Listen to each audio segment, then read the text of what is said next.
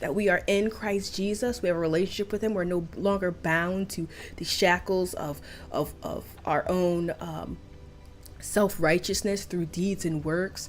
Whatever it is, we are now finally free. We still have a challenge. Before, the challenge was to get free, and now the challenge sometimes is just to continue to believe that we are free. And that's why it's so important to know it's not about the chains that's binding us, but it's the mind. I heard this from my pastor, and I heard this a few times before my pastor said something about it, but it came to me when I was studying this. And they were basically teaching how like baby elephants are like born and trained for circus acts and exhibits and such. And at a young age, they kept bound with a chain, right? And they are kept this way to remind them that they cannot escape. They can wrestle against the chain all they want. They can't get out of it. It is going to constrict them and restrict them.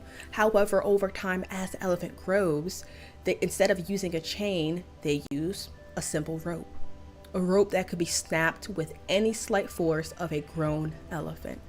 But the elephant doesn't even bother attempting to snap the rope because their mind has been conditioned over years and years of training that they cannot escape, so they stop trying.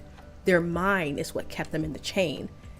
Their mind is what kept them in the rope. But in reality, they could have been free to move at any time they really wanted to.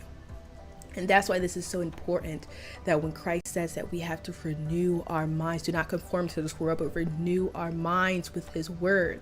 Because just because we've been set free from slavery, Egypt, right? If we could look back at the Israelites, just because we've been set free from Egypt, right? They left, they're going towards the promised land. They are free from this place of sin and slavery. We will never tap into the promised land if we don't have a promised land mindset.